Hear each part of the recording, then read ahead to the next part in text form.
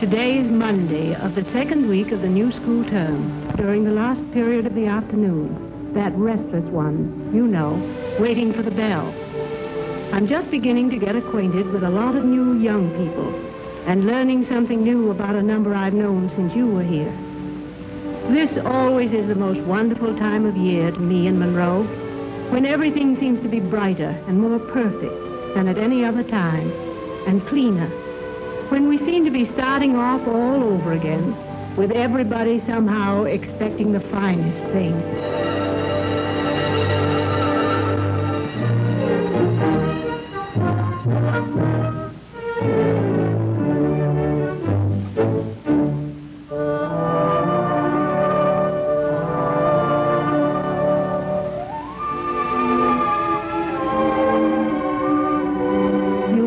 Have forgotten the beautiful Indian summers, the calm, warm, fresh days of early autumn, just before the rains set in, just before the foliage changes, when the buses are always on schedule and attendance 100%. I can hear the footballs thumping.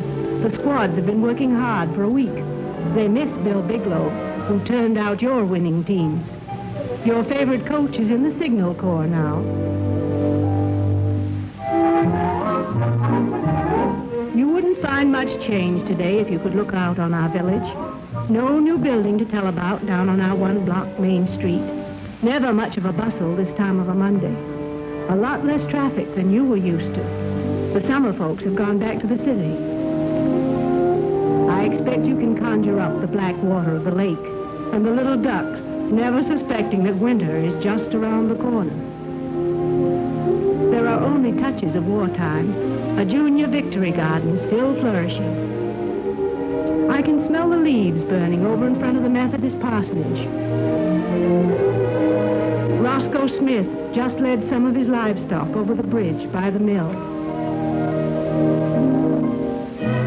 Our school population is greater than ever before. John Jenkins still guards the traffic. And the old tower on Monroe High, overlooking half the township, is an airplane spotter's post now. Well, Sergeant Dugan, I've been here 24 years, since I was as young as you and Amy. I expect you were hoping I'd get to Amy. She's my fellow school teacher this year, music instructor.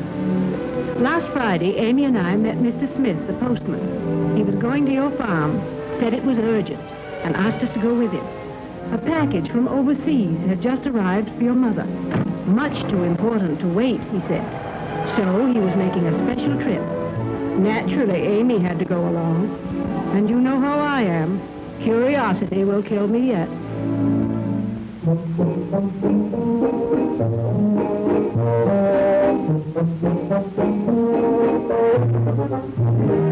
Your brother Bobby, who was cutting the lawn, came racing to meet us down by the drive, terribly excited.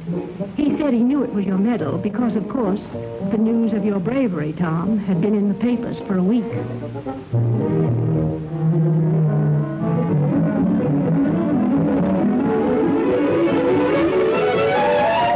To be truthful, we were all just as excited as Bobby. We bustled up that steep lawn of yours, all out of breath, in a pretty fluster you can imagine.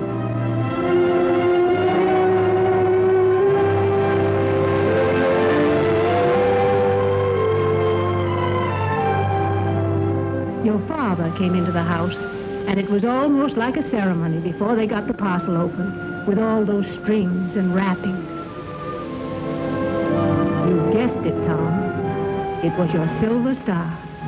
Everyone tried pretty hard not to be too emotional about it, but had to try pretty hard. And you never saw anyone look as proud and as radiant as Amy. Your father took the medal to the door and stood examining it without saying a word.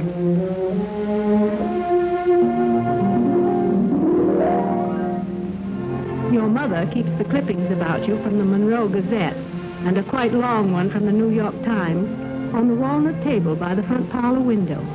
That's pretty much your table now. dedicated to the military records and private letters of Sergeant Thomas Dugan.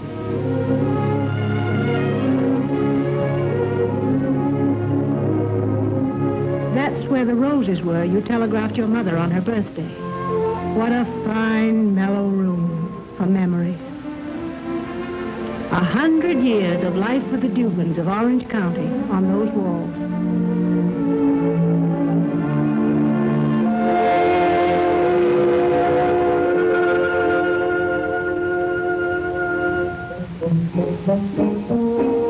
There's a mystery story about the roses. Bobby has been replenishing them in secret with flowers he gets by trading dahlias from the farm to Mr. Oldfield, the florist. He's not quite sure your mother hasn't caught on. The roses, you see, have apparently stayed fresh for a month now.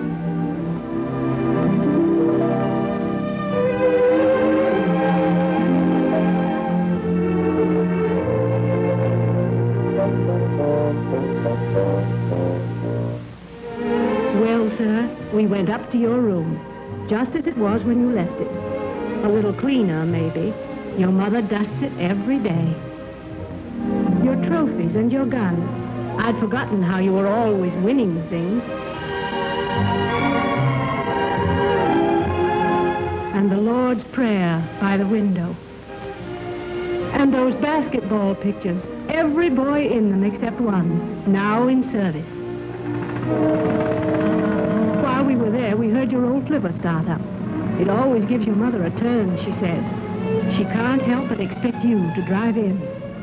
Your cranky old car is serving manfully. Bobby has hooked it up to run the milk separator.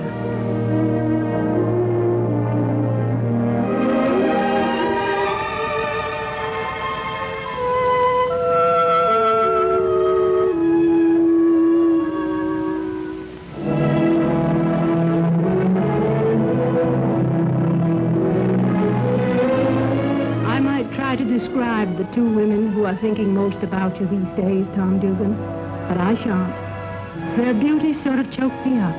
So I went and peered from your west window. A wonderful autumn view, gold and green to the woodlots. Your mother never looks out that way, Tom, because she always remembers you and Bobby cutting across, swinging your books, and Sambo the cocker racing to meet you.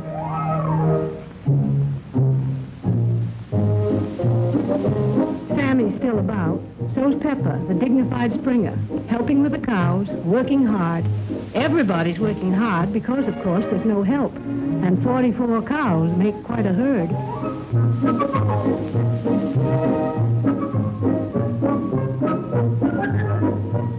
Joe Jackson, your tenant, joined up, and the empty tenant house looks pretty forlorn.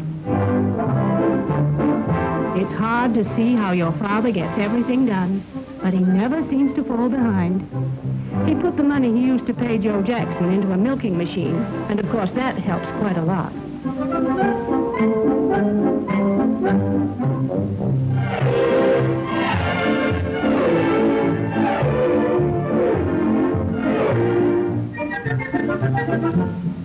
And that strapping Bobby helps more than quite a lot.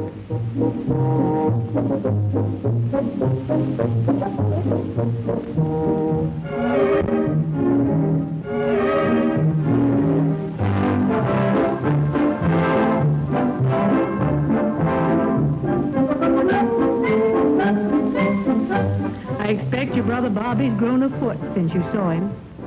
He says he's in training to follow you as the best fullback and broad jumper Monroe ever had.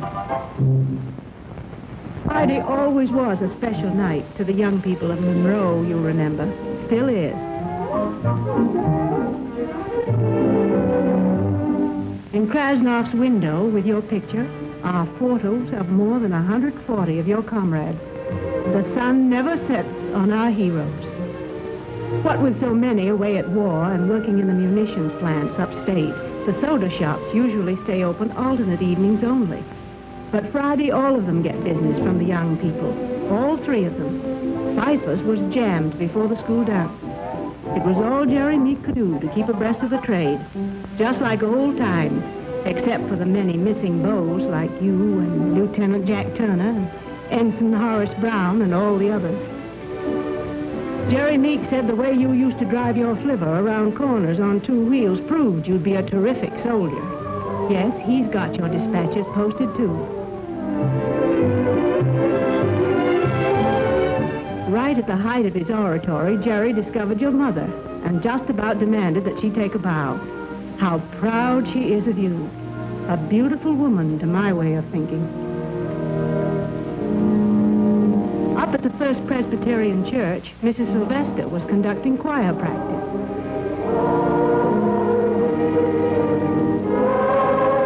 Jack Sylvester, one of the leading military authorities of the county, was pumping the organ and reading a book on his specialty. Amy was at the console, as usual. Your girl is our leading musician, without a doubt.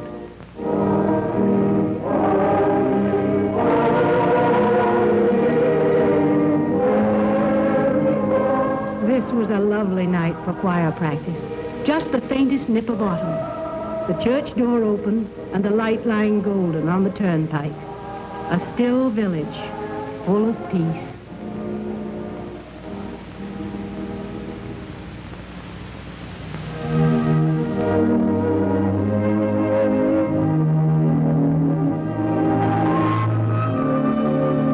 I walked by your brother-in-law's auto sales room, county headquarters for the Red Cross now.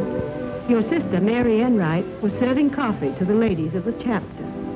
Since Mary's husband took his war plant job, he and Mary have spent most of their time keeping this place spick and span and comfortable.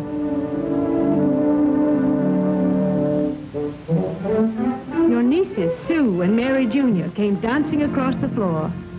Seems strange to see your brother-in-law in work clothes most of the time. He's lost weight, but he looks fine.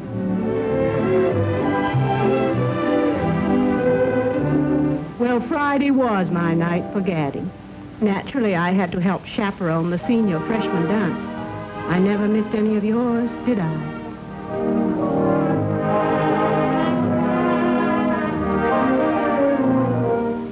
Claire Bell Summers, County Agent Summers' little girl, was dancing her first dance with Enoch Jenkins' boy.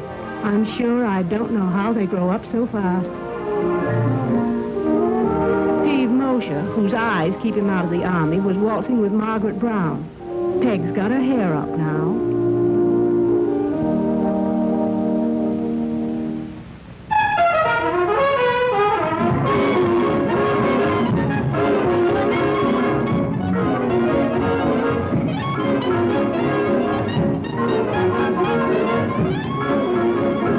You know, I had no idea until this night that our Amy could play swing, too.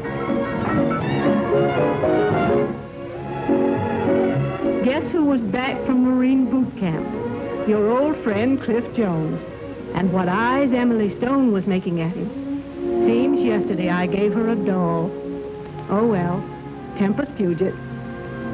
I left while Amy was playing Liebestraum. I wanted to hear it drifting down over the moonlit village. I wished Amy's playing could reach you, wherever you are. And somehow, being a funny old school teacher, and sort of bewitched, I thought it might.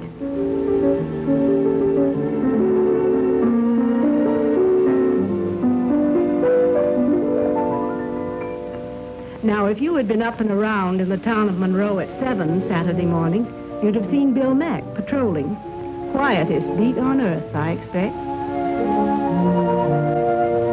Talbot's cat was stealing cream on the Sutherland's front porch as Dr. Sutherland set out on his rounds. A terribly busy man since his son joined the Army. Your father and mother and Bobby drove up to Tim Burns' blacksmith shop to have Mort shod. Mort's got to be a highly prized character with gasoline rationing as it is.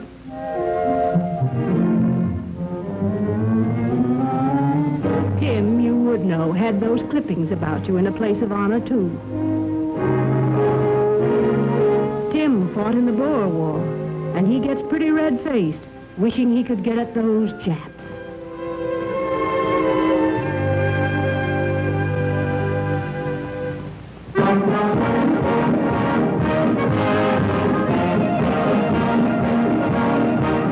Monroe had big doings on this day. A parade with the Legion out in force.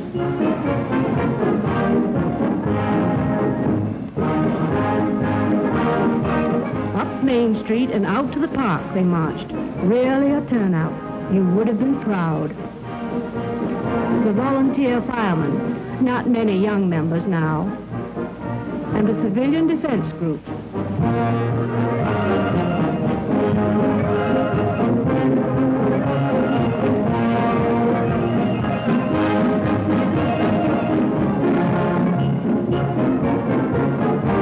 The dedication of the new Roll of Honor Board was the occasion, filled with a bond-selling rally and a Red Cross drive. I do believe there wasn't a soul left on Main Street. My friend, we do pay tribute to you heroes in Monroe.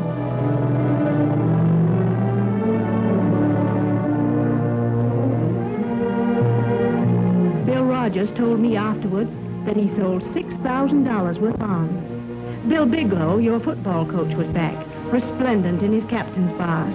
The boys gave him a mighty welcome. And there was Ann Perkins, whose husband is somewhere over the Pacific, and her little boy. And Mrs. Daly, who lost her boy in the Argonne so long ago. And Major Sam Bull, who served under Teddy Roosevelt in the Rough Riders. I wish you might see the honor roll. You're in fine company there. I realize that this all may sound trivial, but from the standpoint of yours sincerely, this is the state of the nation. Yes, I'm sure that you can read between the lines and know that this is America.